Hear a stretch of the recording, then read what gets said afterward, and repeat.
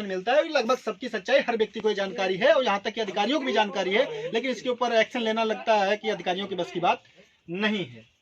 ये झोपड़ी की तस्वीर को देखकर कहीं आप गरीबों का मजाक करते हुए आगे न निकल जाएं, इसलिए मैं पहले ही आपको सावधान कर देना चाहता हूं। ये जो दिख रही तस्वीर आपको स्क्रीन पर और ये सामने जो भाई विकलांग दिख रहे हैं आपको, उन्हें देखकर कहीं आपका हृदय कठोर हो तो आप इनको आगे निकल कर जा सकते हैं, लेकिन मेरा अनुरोध ये रहेगा कि आप इनकी दशा को देखें और इनके जो है निवास स्थान को देखें और ये कितनी गंभीर परिस्थितियों से अपने जीवन के साथ में संघर्ष कर रहे हैं।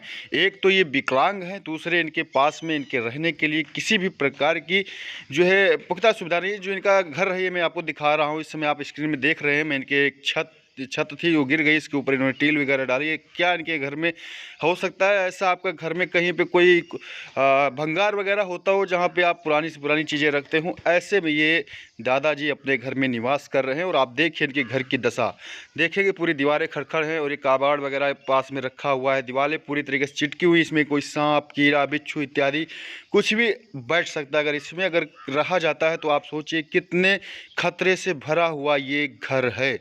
इस घर में ये दादाजी रहते हैं। ये हमारे पड़ोसी गांव ठकुड़ी खेड़ा के रहने वाले हैं, जाति से रैदास है। तो आप लोग देखिए एक बार गंभीरता से इस सब्जेक्ट को देखिए, इसके बाद में पूरा वीडियो आप आगे देखिए और बने रहिए हमारे वीडियो के साथ, पूरा लास्ट तक देखिएगा। नमस्कार, मेरा नाम है सुमित तिवारी और आप देख रहे हैं जन उपकार न्यूज।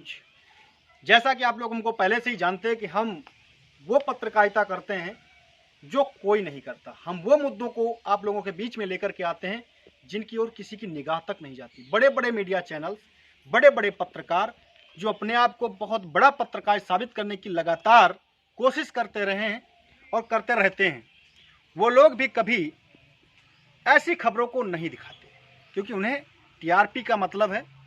लोगों के अपने अधिकार खो रहे हैं, लोगों के साथ किस तरीके से दुर्व्यवहार हो रहा है, लोगों की क्या ज़रूरतें हैं, शासन प्रशासन की जो है क्या इन गरीब लोगों को लेकर के मंशा है, आखिर ये धरातल से लेकर के अधिकारियों के कानों तक कौन पहुंचाएगा? मैं पहुंचाऊंगा। आइए हम आपको दिखाते हैं एक ऐसा नज़ारा जिसे आप भी सोचेंगे कि आखिर आदित्यनाथ योगी जी की सरकार में भला ये भी पॉसिबल है क्या। चलो आइए हम दिखाते हैं छोटा सा नज़ारा। आइए मेरे साथ कैमरामैन जी। ये आप देख रहे होंगे हमारे ग्रामीण क्षेत्र में सबसे ज़्यादा मात्रा में पाया जाने वाला एक ऐसा घर जिसे कहते हैं झोपड़ी।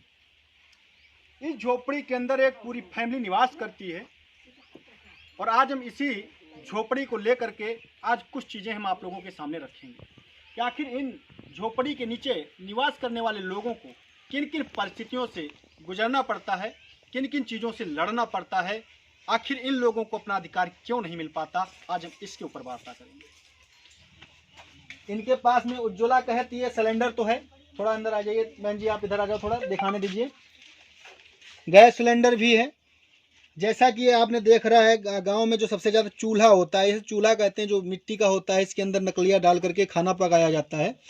इसी को बंद करने की एक मुहिम थी प्रधानमंत्री मोदी जी की, जिसमें उन्होंने कहा था कोई भी माता बहनें उनके आंखों में ये धुआं न घुसे।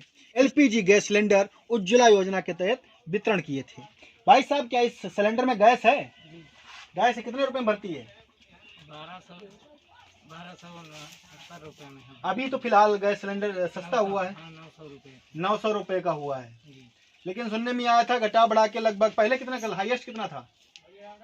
1270 यानी 1300 मान लेते हैं। 1300 माने 400 रुपये यहाँ पे घटा हुआ बताया जा रहा है, लेकिन 500 रुपये की बात थी, लेकिन 400 रुपये फिलहाल अभी सिलेंडर सस्ता हुआ है। 900 सवा 900 के करीब में गैस सिलेंडर अभी भर रहा है। उज्ज्वला के तहत आपने सिलेंडर मिला था या खुद से कनेक्शन कराया? नहीं, उज्ज्वला के तरफ। उज्ज्वला दें, सरकारी लाभ मिला हुआ है आपको। राशन वगैरह मिलता है? राशन मिलता है 9 किलो। कितना? 9 किलो मिलता है। 9 किलो किस हिसाब से मिलता है?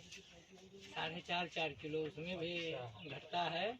देखिए जिम्मेदार अधिकारी, 500 जहाँ पर एक यूनिट को लेकर के 5 किलो की बात की जाती है और यहाँ पे एक यूनिट को लेकर के सिर्फ मात्र 4.5 किलो ही राशन दिया जाता है। कहने का मतलब ये है, भाई साहब सीधे बता रहे, 2 यूनिट पे इनको 9 किलो राशन। आप साथ में इधर देखेंगे भैया, थोड़ा बैग दिखाइए। ये साथ में इसी के अंदर, इसी झोपड़ी के अंदर, इसी छप्पर के अंदर ये जो चन्नी दिख रही है जानवर की, थोड़ा फोकस कीजिए कैमरा में। ये चन्नी है, क्या गाय पाल रखे भैंस से? बढ़िया है। पड़िया है, दूध देती नहीं भी, यानी पड़िया ज़्यादा छोटी है। तो यहाँ पड़िया है, पड़िया के लिए चारा पड़ा हुआ है और इसी के नीचे पड़िया भी रखे हैं, इसी के नीचे खुद भी रहते हैं। और उधर वो भूसा रखा है, इन्होंने मोल खरीदा या खेत लाए थे, खेत का ही बटाई करते उसका भूसा है। यानी ये आप हम कहना ये चाह रहे हैं, इसी के नीचे, ये छप्पर के नीचे जो छप्पर आपको दिख रहा है, ये दीवार भी आपकी है या किसी और की? मेरे भाई की। जी हाँ, ये इसलिए पूछ रहा हूँ कि कैमरामैन जो आपको दिखा रहे हैं व्यू, उसमें आपको ये ईंट की पक्की दीवार दिख रही है और ईंट की पक्की दीवार में जो है आपको छप्पर दिख रहा है, तो कहीं आप ये कंफ्यूज ना हो जाना कि ये दीवार इनकी है। मेरे भाई की। ये जो दीवार आप देख रहे हैं जिसके ऊपर एक छप्पर टिका हुआ है, इनके भाई की दीवार है।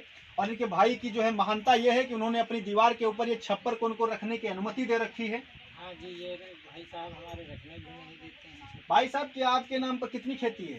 हमारे नाम पे कुछ नहीं थी। कोई खेती नहीं है ना? कोई खेती नहीं। हम बाइक वगैरह है, नहीं। टीवी वगैरह तो दिख भी नहीं रही हमको। टीवी भी कुछ नहीं। राशन वगैरह मिलता है? राशन 9 किलो मिलता है, बताया आपने। और साइकिल वगैरह है? साइकिल है, वही पुरानी वाली साइकिल है। जी। यानी कहा जाए, मैं जो पूछने का प्रयास कर रहा हूँ उसका मैं दिखाना ये चाह रहा हूँ कि ये एक ऐसे व्यक्ति हैं जो प्रधानमंत्री आवास के लिए पूर्ण तरह से पात्र हैं, लेकिन फिर भी इनको अपात्र बनाया गया। क्या आपका लिस्ट में नाम आया था? नहीं। आपने फॉर्म भरा था?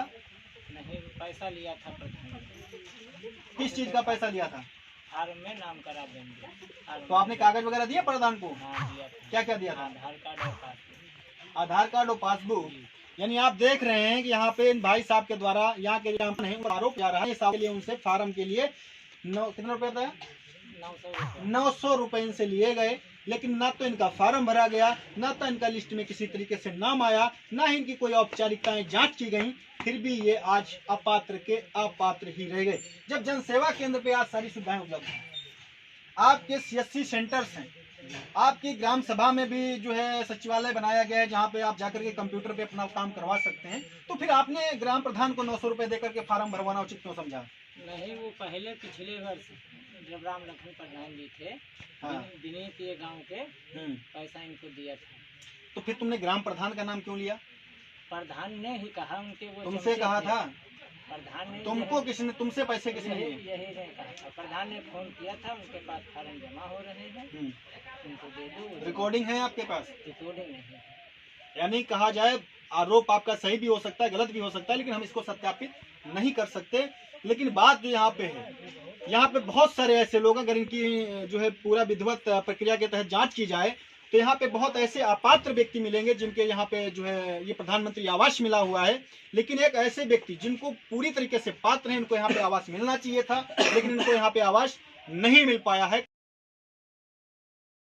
उम्मीद करता हूँ हमारे अपने दर्शकों से कि आप लोग इस वीडियो को इतना वायरल कीजिए ताकि ये जो शासन प्रशासन के लोग हैं, जो लोग इस तरीके से जो पात्र लोग हैं, इन तक ये लाभ नहीं पहुंचता, जो अपात्र हैं उनको लगातार इन सारी योजनाओं का लाभ मिल पा रहा है, तो कम से कम ये जिम्मेदार अधिकारी और सरकार के कानों तक ये बात जानी चाहिए। और ताकि भविष्य में जब दोबारा, शुभ नाम क्या आपका? सत्यपाल जी, आपका पूरा बताइए कहाँ के रहने वाले, क्या है आप? ग्राम ठकुरी खड़ा, मजरा कंथरी, जिला हरदोई, तहसील बिलगनम, थाना मल्लावा, पोस्ट नया गाँव। पूरा आपने सुन लिया है, यहाँ के निवासी हैं। जिस भी व्यक्ति को मेरी खबर के ऊपर डाउट हो, प्लीज आप लोग ज्यादा से ज्यादा लोग आइए और इनकी इस खबर को बढ़ चढ़ के लोगों तक पहुंचाइए।